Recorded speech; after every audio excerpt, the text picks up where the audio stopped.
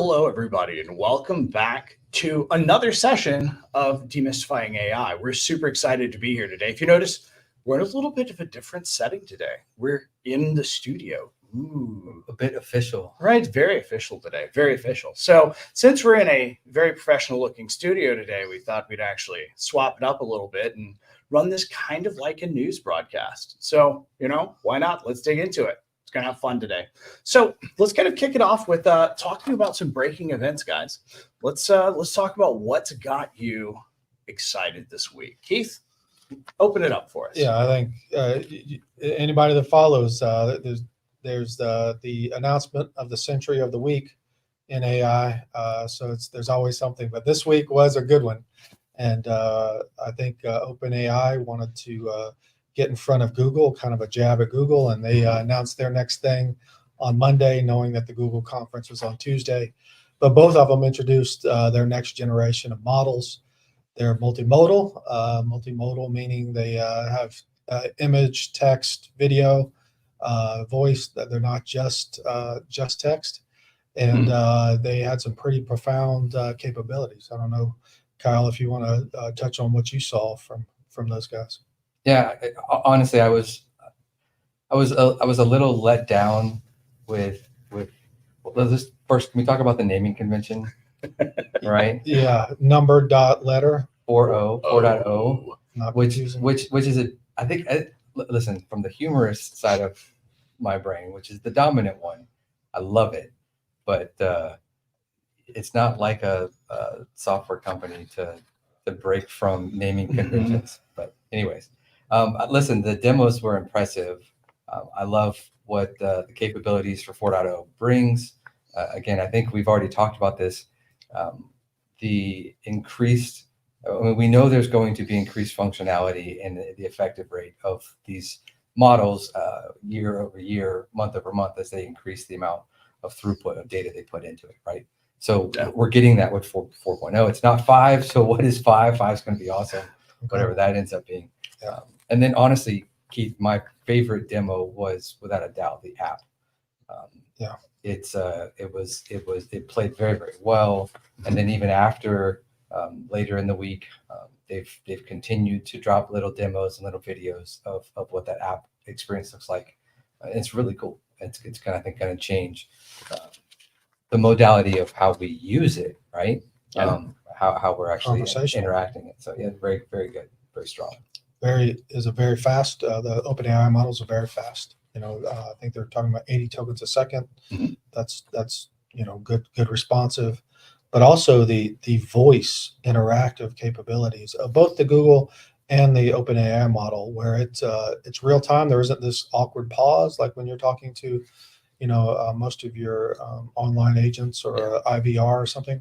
It picks up on it right away. And then the emotional intelligence, like the kind of awareness, understanding humor and nuance, and even understanding complex images and being able to converse in a way that's a lot more natural. I thought both of them were able to do that. That was honestly what surprised me the most, was just how conversational it is. Yeah, truly conversational. Yeah. Right. And I think customer service, we talked about, we touched on this. We thought this might be coming, right? These aren't big secrets. You see some of the tremors before the earthquake when these things happen, and we thought this was next. This is the GPT-5 is GPT 4.0. So that is what this is. We kind of knew this was coming, but super impressed with what it can do. And I think customer service is a place where we know someone even before this was released that 700 people or 700 agents were replaced with an AI chatbot that has higher customer satisfaction than the agents did, than the humans did. But you look at these things, it's not hard to imagine. As soon as the day these are released, that I could probably go put something together that would be mostly useful. Now, getting that fine-tuned and getting it on our data set, those type of things are going to take time, but I don't want to overstate it. But I think anybody that saw those can say, hey, there's a real opportunity to help our first level support, maybe getting better training, because we all struggle with our first level support, Oh yeah. which is that turns over a lot, and getting the level of training and breadth of knowledge and custom information about your company is difficult. I think all of us could say, well, what if we had a highly trained that knew everything and knew what it was supposed to do and was as smart as my best level 3, and they could handle and offset some things and be able to respond faster and those type of things. So I think that's a place where we all could, maybe see some advancement. I love it. That's super exciting. Kyle. And that's just one company. Yeah. Right. That's just OpenAI, and of course they're leading the charge and they're setting the pace, and they are defining what's in scope. I mean, so what is in scope right now? We have language, we have voice. They showed us video from a modality and perspective, and Oleg, thanks for that. He said O actually stands for omnimodal. If that's true, that makes sense. It is true. Yeah. So that's great. Then, but then there's also Sora, and they're and Google's equivalent. Yeah. Yep. Yeah. So there's a lot of things that they're bringing to the table, and just remember the short amount of time that we've gotten here from the end of 2022 from just. Yes. So again, that goes to show you the power of the transformative approach, right? For transformers, just the idea of being able to understand syntax and rules around language or coding or images, right? They're all the same thing, right? There's syntax that controls how it all fits together. How powerful the transformer model is. Absolutely. In these functional use cases. So it's so great. And I would add on the Google, one other impressive thing. I've talked to other people about training, and we talk about, you're jumping right in the head. So we went from OpenAI. So then what happened Tuesday? There was Google, and Google did all the same things, right? Like they have a multimodal model, they have a faster model, they have extra capabilities. One of the things Google is doing is the context window, the amount of data that you can submit at once. Mm-hmm. They've been bigger for a while, and they were at 1 million. They're announcing 2 million. Now, sometimes they announce things, and that might mean that it's next February. So let's cool our horses. But even 1 million context window, something really interesting that they could do is they could load a whole textbook. But because it's multimodal, meaning it can do text and audio and pictures and video, it can understand the images. And then now that you can converse with it, so we have this kind of human level ability to converse with it, much closer to human level. But let's see how good they really are once they get deployed. But just the entire textbook and the way you interact with it can change. You can just start asking it questions. Yeah. You don't have to go page by page necessarily. Maybe that's the way you should do it, so that you're synchronized and you keep everything in sequence. But you don't have to. And you get to something and you go as fast as you can, and then you don't understand it. Like this kid was asking it, what's the hypotenuse of this triangle? Mm-hmm. They could see the image and derive what it meant and give an answer to that and fine tune the answers if the kid was having trouble getting it or whatever. And just a really interesting way that we might think about doing this, because they have a big context window.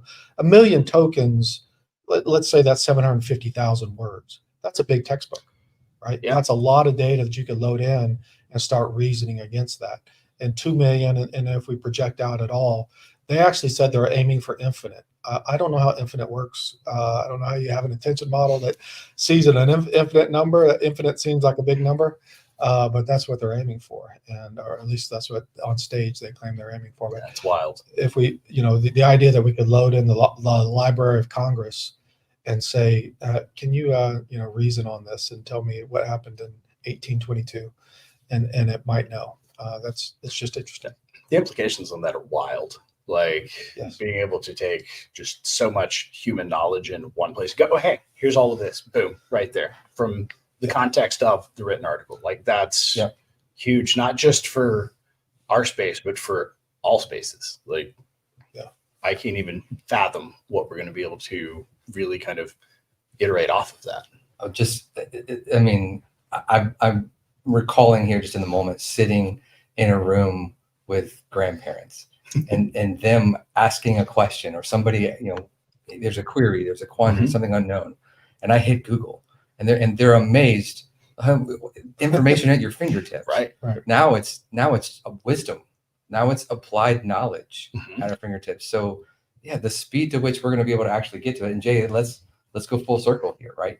The speed to which we're going to be able to solve problems, and MSPs solving problems with applied knowledge at their fingertips.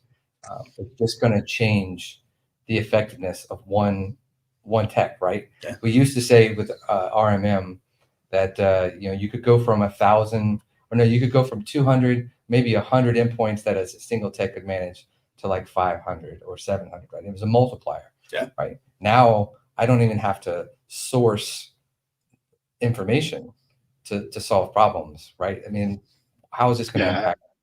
Well, the workflows and the work streams, right, really become automated. I can deploy to more and support more, like you said. I don't know what the number is going to be, but best in class used to be that 400 to 500 endpoints per engineer, and I think we get beyond that at some point, which is a fascinating conversation. But as you guys were talking about this, we had talked previously about the you've got mail moment. What I really think it is you've now got the world at your fingertips. And I'm dating myself, but I used to have a set of the World Book encyclopedias, on the shelf in my bedroom. Yeah. Oh, yeah. And that's where I learned. We all went there to learn things. And today, absolutely, that's a fraction of what already exists inside the trained models that we're all leveraging today. So it is truly you've got the world at your fingertips at a level that we haven't considered before, and the impact, like you said, Kyle, to our partner community is tremendous. Things that they'll be able to do, and the ability to provide scale, but it also opens up markets, right? It opens up new business and new topics to cover. So I'm sure we'll get there at some point today, but it's fascinating to see where it's going. Yeah, it really is. I think one of the things that I've heard as it relates to education and training, but also now that I think about it, support, is that a lot of what we do is support everything, but not the exceptions. But in training and in education, one of the things that we're looking at here is, okay, what if we have an interactive AI that does the first 20 minutes of class and takes you through a lesson and then gauges where that student is and how well they're doing, and the fast achievers go as far as they can go, and then the people struggling, rather than leaving them behind, we give them another example or learn our learning style. And then we do that for the first 20 minutes. And then the teacher comes in and teaches to the exception. So now when you're talking about how many people you can support, think about that for an endpoint. You got 500 endpoints. Well, you're watching a certain number of things on all of those endpoints all the time to make sure they're okay.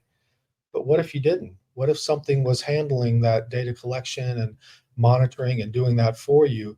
And now you really are dealing with the edge cases where your specific knowledge and all your experience comes into play. And you're dealing with the 10 that are truly having a problem that maybe you didn't even have time to diagnose before. Like you get to dive deeper on that. So I think there's a lot of opportunity for us to do more with what we have and to apply our unique capabilities and let some of the menial stuff that's, a lot of noise be handled by something where we have kind of applied knowledge in AI, but then we bring our uniqueness to the specialized problem. Yeah, Jay, I'm thinking about MSPs not being able to sleep at night, right? Because they're worried about, are their backups actually in place, right? Or are the processes and procedures actually being followed, right? The verification and validation systems is for the most part, in conversations that I've engaged with partners, MSPs all over the world, those are the things that like challenge their mental state, is knowing that. And with something like this, man, I just see it. That's the low hanging fruit, verification, validation that these things are actually being done. It's funny you mentioned that, Kyle, because there was a cyber attack to a business that I was involved with many years ago, back 2016, where a law firm had been compromised. The attacker had been in the network for more than 300 days, and about 91 days before they launched the ransomware attack, the attackers, since they had backup user credentials, logged into the backup systems and they unchecked the data folders. So they were seeing that MSPs were seeing that the backups were still occurring, but they didn't notice they went from 12 terabytes of backups to 2. They're only backing up the routine Windows folders. And this is the type of stuff that you can now call out with red flags. Someone's checking that for you on a regular basis, where that was just a human error. And I think that as we drive down these roads and these paths that we're about to embark on, I think that those are places where we benefit from that no one talks about, but it still requires critical thinking, it still requires application of tool sets, management of tool sets, change management, all those things that really make the MSP valuable. It's just the work to be done starts to change, and we get out of the menial task business. Yeah. Hey, this is the perfect segue to Microsoft Security Copilot. So Cool. They've enabled the ability to have plugins now, so you can enhance the functionality of service delivery. And again, this feels like one of those obvious things where we should be paying attention. So it's just, again, kind of full circle, opening that up. I think this is low-hanging fruit for everyone that we should be paying attention to. The MSP should be paying attention to. Yeah, absolutely. All right, Kyle J, what's got either of you excited this week, other than what we've already talked about? Anything new? I mean, there were little things like Google, and to be fair, like I'm no longer an Android user. I've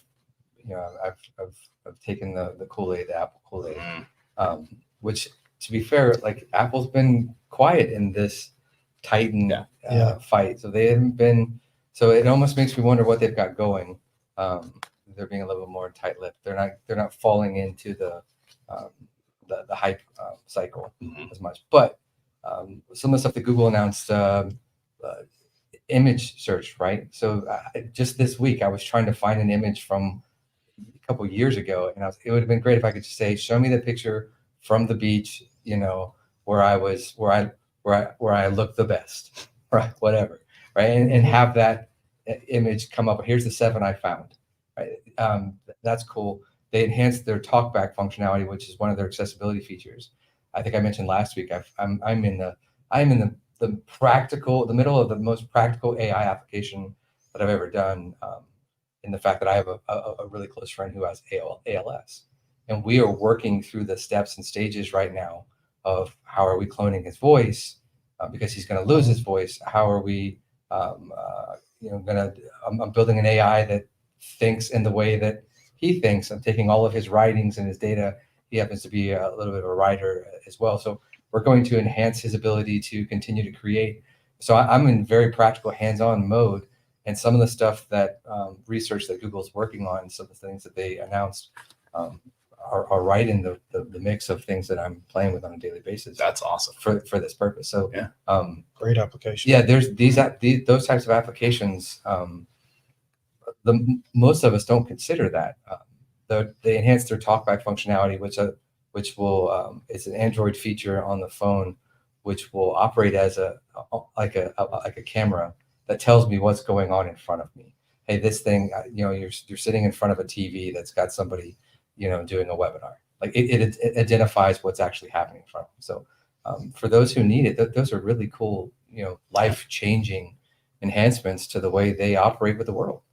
So really cool to see those practical applications hit real world with what Google announced this week. We're 18 months in or something, right? At least from the revolution. Like everybody that's in machine learning, calm down. I get it. This has been going on since the 40s. I get it. Yeah, but for the world that got introduced at ChatGPT to what was possible, and let's be real, a lot was academic before that, but the applicability and the buzz and the work that's happening has really been 18 months. But if we're there in 18 months, project 18 months, like this is why we're having this series. Is that it's not because right now today we have some special AI sauce you're going to sprinkle and then you can go to the beach. Your life hasn't changed that much, but we know it's changed a little, and it's we want to be with you on the steps where it can be applied and make sure that we're aligned towards where it's going to be, not necessarily where it is, but what a journey just to be talking. If you mention that just 2 years ago, someone would say, yeah, in 10 or 15 years, I'm sure we could do that. Well, to be fair, a year and a half ago, even Right. there are maybe 2 or 3 companies who have decided to take on the non-profitable effort or attack against, like, how do we enable those who have ALS to still thrive and continue. Now there's 7 options, right, just for how I want to clone his voice. Yeah. Right. So I mean, there's the technology enhancements has just been incredible. So I'll tell you what, I'll update you guys as we move along. That's That'd be great. great, man. Really cool stuff we're playing with. That's awesome. That's very exciting. Jay, what's got you excited this week, man? Well, I'm kind of going to go into my weather forecast, right? Oh, We've been let's go to the talking weather about these patterns forming around AI as a service. So Mhm. last week I had the privilege of attending our Evolve meetings and our user group sessions where Microsoft and I had a conversation with hundreds of partners around what's happening and what does it look like. And look, I get it. MSPs are using RPA and assistants like ConnectWise, Sidekick, and Copilot, to improve the speed and quality of their services. What we call hyper automation. But last week, we showed examples on our 2 weeks ago now, our session with Kyle, when he was in the coffee shop, right, showing how ConnectWise Sidekick can help him, review his schedule, look at tickets, sentiment scores, and finance impacts, using the ConnectWise Sidekick technology. But what I'm hearing from partners now is that their clients want access to this technology too, right? Yep. And so, like always, I'm looking for the opportunity. I'm a glass half full kind of person typically, and so I see this opportunity. And that was our discussions last week to hear what partners are thinking about and what they're doing. Most are not. So let's start with that, right? The number that actually engaged at a product level, as a service out to their clients, that they're not there yet. That they see this as a future. Recent research, which we'll hear more about in the next few weeks, clients and the SMBs out there are saying, yeah, we need this, and we're counting on our MSPs to help us get there. So we know that exists, but we know that in a disconnected IT ecosystem, right, where the perimeter is truly gone, we can bring it back into a single secure foundation where devices, operating systems, security, and management and collaboration all work together at a level that we haven't seen before. And it's examples like testing backups and automation. It's some of the things that we've already talked about today. But there's an opportunity when it comes to helping clients prepare for the era of AI. Keith, I know that you did some partner cohort groups last week. Yeah. What did you hear from them when it comes to opportunity? Yeah, lots of questions, and it's really good to get to have the opportunity to speak to our partners, see where they are in the journey. And I think a lot, different levels that people are on, where they are, whether they're skeptical of AI, whether they actually can realize the benefit yet, or if this is just a novelty tool, how we're going to deal with privacy and how we're going to deal with, data leakage. These are concerns.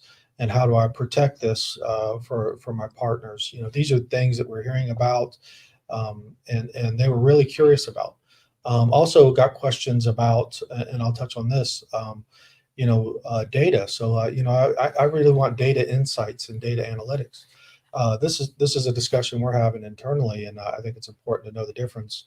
This thing that's happened for 18 months has been a rapid increase in the ability for large language models, language being the key word that I'm emphasizing, that can really encode knowledge and then kind of reason and repeat that knowledge, and then be used in different ways. But we don't yet have a great tool that just points at your data and says, make sense of all these numbers. And I think that's an important distinction to make, because it's I hear people longing for that, because that's the weak part. Yeah. But there isn't a chat GPT of that yet. Yeah. You're going to pay someone 6 or 7 figures to go do that for you, right? It's going to be custom, and it's going to be for you, and it's going to be home baked for you. But there isn't yet. If there is, I think I would have heard of it. but there's someone out there right now saying, yes, we do that. And I bet there's a 7-figure price tag around it. Those are custom. So we aren't there yet. And so that may be another place for a breakthrough and another, iteration of a Chat GPT moment. But think of this as encoding words and knowledge for the most part and reasoning on that. But that was one thing that people were asking for. They were longing for. I know we're longing for it internally. And that's still going to take some muscle to get to. But yeah, these are some of the things that I heard from them, and really how do they even get started with making sure that we don't overexpose our data and that we keep our customers' data private. What does that look like, and what tool do we use to do it? Kyle, I saw that grin. I know you want to jump in on this. I think Microsoft would be a little bit upset, that you didn't just automatically jump to, we're the ones solving this, because I think that is very clearly the direction that they're going with. Let's just be candid. The Dataverse, the ability to tap into what is already the backbone of your business, your 365 data, and whatever else you can tie back to that, either stroke of genius or just sheer luck, right? Their ability to, they leverage the Power Platform, and I can take an existing connector that I would leverage for the Power Platform, and that is my conduit for adding data into the Dataverse for Copilot to have access to it. So it's not been run through the filter. I mean, they're going to RAG, they're going to do all the tough work. So like those are interesting conversations now. Like if I want to get to that, right, they're building that bridge. So I mean, we're going to talk about it in just a few minutes. But I think they're going further, faster, quicker for the end user than anybody else. Well, I would just, obviously we were involved with the Copilot rollout here, but they invested in OpenAI in 2019, and it was November of 2023 before they released M365 Copilot to the masses. In that time frame, they got religion, and they've built something. I don't get any commission for selling their stuff, but I do like the way they've architected it. Yeah. And I think of the ways it could be architected, I think theirs is secure and approachable and easy to consume. There'll be others that come out that want to reason across your data, but man, their lead is impressive right now. Yeah. So Jay, I want to kind of focus in on that weather pattern that we're seeing with that, and just all of the desire to really consume AI, both from MSPs and from their customers, right? So let's dig into that, man. Yeah, it was pretty impressive to see and hear what they were talking about last week. Some of the things that we were presenting on. They've got Copilot. They've got Copilot for security now, Copilot for finance, Copilot for sales, Copilot for marketing.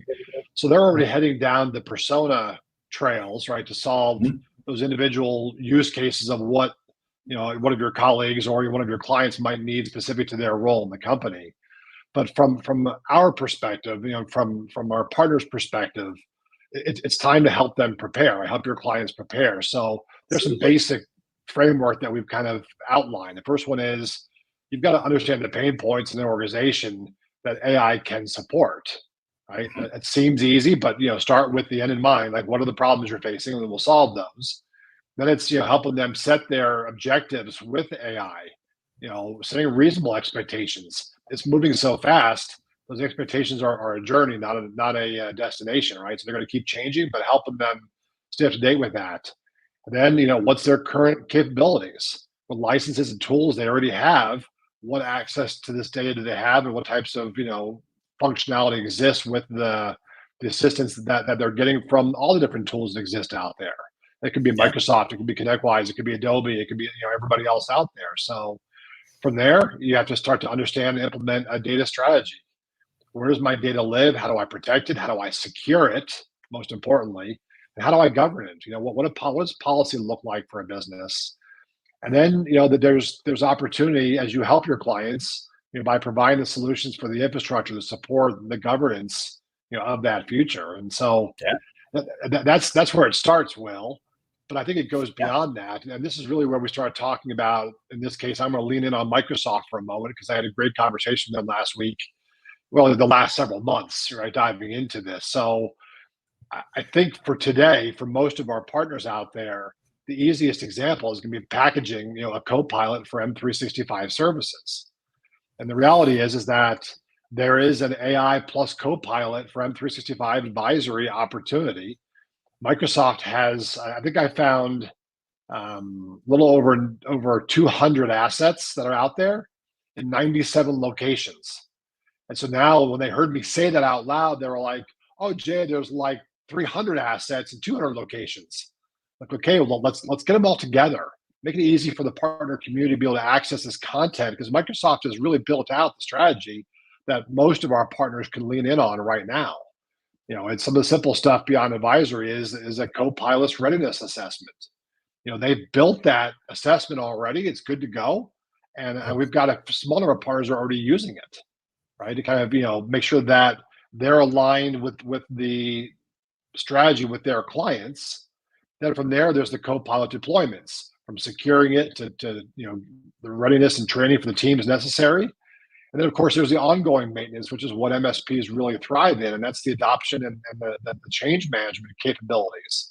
As we take on more assistants or more co-pilots, how do we make them work together? How do we make them function in a way that allows us to apply critical thinking, but get the output that we hadn't considered before? Because the use cases, we're just scratching the surface.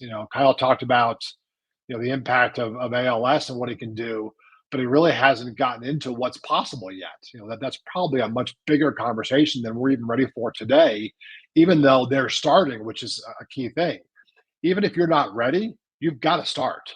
Get on this journey and start understanding what's out there. And then, lastly, for those of you that have got your own development teams, right, you can start building extensibility off of the M365 Copilot, as well as all the other tools that are out there.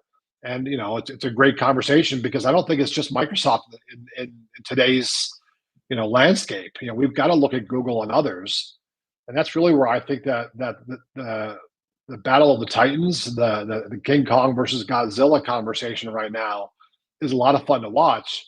And then, like you guys mentioned, the ones on the sidelines. What is Apple really thinking about all this, and where are they going to step in? It's going to be fascinating. And so, Kyle, do you have more information on that type of content? Like, what are we thinking? What are we seeing? So in the world of sports this week, right? In the world of sports this week, we had a couple of things that were going on. You had OpenAI. We've already talked about their big announcement. We had Google, not a small company, right? Talking about all the cool things they've been working on. And next week, we've got Microsoft Build, which is, I think, Keith, you said every Microsoft conference is an AI conference at this point. But Microsoft Build is where they're showcasing all of the cool things that developers get to put their hands on and enhance and extend the Microsoft platform. So I thought it was interesting from that perspective, Jay, that we consider it almost in the, these titans are competing for mind share. They're competing for access. They're absolutely going to start paying a whole lot more attention to the channel with respect to how they drive adoption with AI technology. So, let's kind of open up that discussion a little bit. Like, we know of the three, Microsoft already has an understanding of the channel. We're actively engaged with them, just ConnectWise ourselves, and helping to drive awareness and drive down to even the most minute details of their understanding, so that we can help in that endeavor with that. OpenAI doesn't even know how to spell channel. They could probably use ChatGPT to figure that out, but that's not a model that makes sense for them at this point. Right? They are building for the mass, and if anything, beyond building for the everyday consumer, they're extending capabilities for enterprise. But from a channel perspective, at least that I'm aware of, I haven't seen anything. Which, again, it could be different. And then Google for years has made attempts to play in the channel. They've talked the talk, but never actually done it. We've never actually seen them, present. So, like, here's an opportunity for us as IT service providers, as technology service providers, MSPs, for us in this landscape These titans fighting it out in the highest, most critical places in the world, most of them aren't even aware of what's going on. Spelling SMB is a difficult task. So how are we going to, does it really matter that what Google makes an announcement, other than the fact that it's cool tech, and I as a nerd like to play with cool tech? I think we can pay attention, and we can make our voices heard, and we can have an impact as MSPs with these. And again, I left off Anthropic, I left off AWS. I mean, these are all companies that will absolutely impact the way the waves and moves of AI in all landscapes, right? But I think it's important that we at least call it out, and at some point engage in meaningful discussion, even amongst, next time we're all together. And Jay, when's that going to be? Next time we're all together? IT Nation Secure. Just a couple of weeks at this point, right? So next time we're all together, let's engage in all right, is from a technology perspective, Google is actually moving the ball. How do we engage them? How do we work with them and help them understand? They're reselling Workplace, they're reselling all these other. I mean, they have a channel. How do we make that fit? Is there a path for the value of ChatGPT with them directly understanding it? AWS and their understanding of the channel is limited at best, right? They're not doing a whole lot of direct channel business. But these are all movers and shakers that are going to shape the way AI is delivered downstream to us. We need to plug in. And that's it in sports, unless you have some added commentary. Jay, what do you think? No, it's funny, look at the logos in the background, Gemini, ChatGPT, and of course, Microsoft and Copilot. I'm using all three these days, right? Because I'm trying to figure out if any one is better than the other, and I have yet to find the answer to that question. And yet the output is similar but different.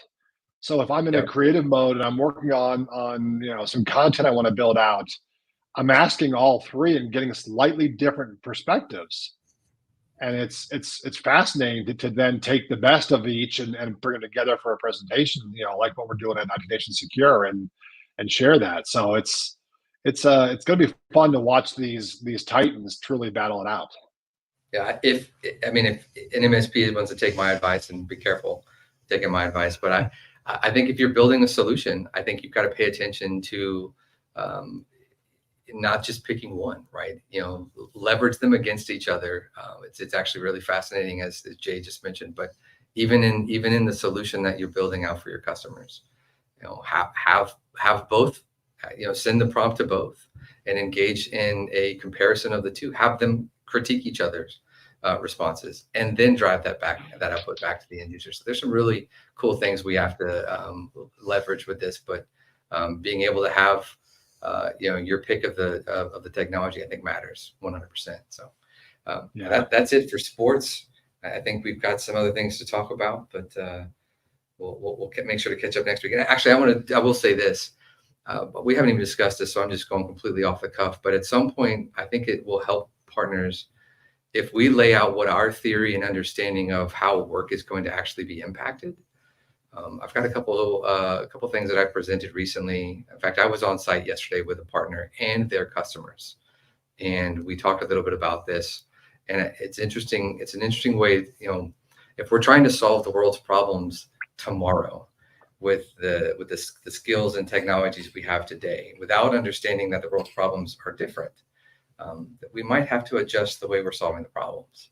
I can't make a better TPS report if a TPS report isn't relevant for the world's problems. So I think we should look at that in one of the next sessions or so and kind of break that apart with how we think it's actually going to change work.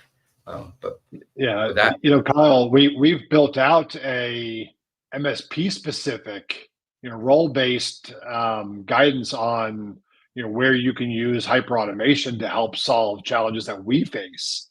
Yeah. And that's such a small part of the world, right? I mean, think about all of the things that go on. While some of the roles in MSP are similar to, an end client role, the application of data and usage of data is very different. And so it's going to be a lot of fun. Yeah, Awesome. Okay, let's go back to the other team. I'll go join them. All right, that was awesome. Thank you, Kyle and Jay, for the sports. So let's move into the next section that we've decided we like to call the traffic, the thing that we all love to hate. So let's talk a little bit about incidents where AI was behaving badly or used for nefarious reasons. Anybody got anything they want to kick off this conversation about? I got one that came up Yeah. a couple weeks ago. So people have probably seen artificial reality or augmented reality, and that was moving kind of quickly, right? There we had the ability that I think augmented reality was probably Meta tried, an artificial reality, and I think that didn't pan as they imagined it would. But augmented reality, where you have glasses on and you can annotate things around you, was moving pretty quickly and had a lot of excitement. If you had glasses that could make you like a fighter pilot, and you could annotate your adversaries or read a sign in a different language or anticipate something or see the type of food you like 3 blocks away that you didn't notice or whatever, like these things sound cool and they're reality. There's a challenge. The data that is going up, if you think about what has to happen, the data has to be uploaded. Yeah. How do you create an app for that? How do you create an app and give a developer network of hundreds of apps access to that visual data? Sure, if you're walking down a street, but what if you go in your house? Yeah. Go into the restroom? What are the privacy concerns? What do you have to be able to get rid of? Like all of these things became have become obvious as a real challenge, and the speed with which that platform might become relevant for everybody is going to take a little bit of a brake check while we figure out how we make this thing, unless we do a single vendor ecosystem that gives you protections that you're comfortable with. It's not really practical that you have 200 applications on your phone that can see everything that you see. So I think that's one place where we've hit a bump in the road, and I think that's going to be a little bit slower of a roll for us to get out, and privacy concerns will explode as people try to develop that technology. Yeah. There's always idiots on the road. Yeah. Always idiots. There's always idiots on the road, and there's people who shouldn't be driving who are driving, or there are people who have nefarious goals when they're on the road. So right, we run into some traffic patterns that every now and then are just unfortunate. The reality is all the benefits that we get. I gave a presentation, one of the ones I did yesterday on site with a customer. All the reality is all the benefits that we get out of AI. So do the bad guys, right? All the efficiency gains, all of the customer service benefits, they get. So they're going to become better at doing their jobs. Their business is going to grow and they're going to thrive. So we'll have to pay attention to that. We're going to have to, and the only way we can bat that is with better systems ourselves, with better training, better awareness, better visibility, and the whole thing. Better AI. Better AI. A better process is to actually test, right? You have to test that theory. I heard a story last week of a MSP that had controls in place to authenticate the end user, and they actually tested their own team with a voice recognition attack where they were the voice of and spoofed the number calling in from the CEO of one of their clients to see how their team would respond. And the good news is they used their tools and followed the process. And this user was not able to authenticate having access to the end client machine. But without that control, the governance, they would have potentially given away confidential information to a threat actor. And so it's a great test. And I think that's more and more we'll hear about those on the cyber side of things, over the next several months. Yeah, absolutely. I mean, it's an ever-growing area, and it's something that we all have to be aware of. Just like you're aware of cars that are moving into your lane, you got to be aware of threat actors as they're coming into your domain. So let's kind of talk a little bit about the news. This is a section where I just kind of want to open it up for everyone to kind of discuss something on their mind, something that's important. I also want to open it up to those who are watching us live. If you have things you would like for us to address, if you have comments, if you want to kind of engage with us on this, like post stuff in the comments. We want to see them. We would love to be able to talk about stuff that you're passionate about and that you're really interested to hear from. So while we're waiting on anyone to comment, anybody you want to kick this one off? Well, I think it's going to be interesting when we start looking at local models. Yeah. Right. Right now, we're engaged in, basically cloud computing and cloud models, availability, models of service, technology as a service. Mm-hmm. But actually having it physically on a device, that's going to change things. Keith, you talked about the speed of the OpenAI app. It is very impressive how quick it is. And honestly, I was on a plane last night on their Wi-Fi, engaging in conversation with it, and it was still quick enough that I didn't feel like I was, on dial-up, right? On a plane. Ironically, I'll just interject. The tokens per second, even at 80 tokens a second, if you think about what's being transferred across the wire as geeks, that could go on a 56K, right? You could, like, it's kind of weird that we have this extremely intelligent thing and we're exchanging 10 or 15 words a second with it, and we're getting like these profound insights. Anyway, carry on. That's awesome. Yeah. But so like local model is going to change. It's going to, the ability. So again, we'll go point back to Google, and Google is leading the charge on that front out of the Titans. Right? There are others who are certainly allowing for local models, but Google built a phone. That's going to be relevant because we all carry a phone, right? Again, the absence of Apple here is definitely made aware. Although there are reports that they are both engaged with Google and OpenAI directly to potentially drive that forward. So that's going to be a game changer for the average user, being able to engage with a small model that's right there on your device with whatever you need. Great segue for Microsoft's conference next week. I won't steal their thunder, but you will learn more. I'm 100% sure about local models next week. But I will say this, just tacking onto that. One of the things I had to do a lot of digging to find this, so I'll share it with you guys. There are things that are branded AI PCs today. Whatever may or may not be announced next week, none of them will run it. So you can't have purchased a PC that will be able to do some of the things that will be announced. So make sure that you understand what that means. There will be a there may be a certification process. Just keep in mind that make sure you see past the marketing hype of because some of the things you might want to do and will be able to do, you might wish that you had the right hardware. You heard it here first. I mean, you didn't hear it here first. You didn't hear anything. Nothing at all. Yes. The 20th, 21st, you'll learn more.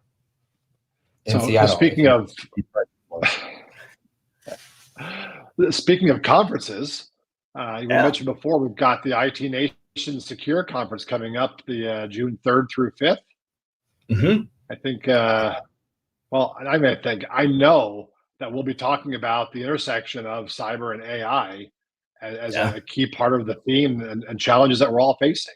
From the IT Nation perspective, AI and what we can do with hyper automation is just like the journey we were on with cybersecurity. It's a team sport.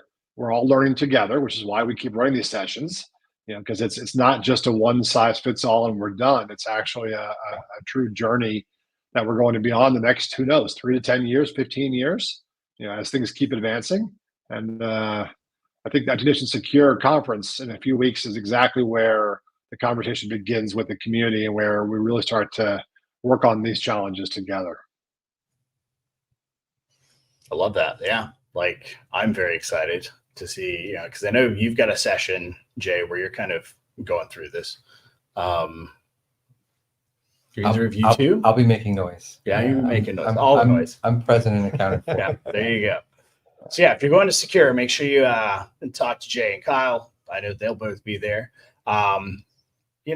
See if you can give them some fun feedback on what else you want to see here. I mean, I'll just go full nerd for a second. I'm specifically engaged in a focus group with partners looking at how they're going to leverage AI as a service for their end customers. Oh, that's awesome. So like we're going to go, our CTO, our VP of engineering, Jay, you're welcome to join that conversation. I know you're perking up here, but we're going to go full nerd and say, all right, hey, what are the little things they need? See how we can help get it. Yeah, we're having those conversations in small batches, right, with small groups.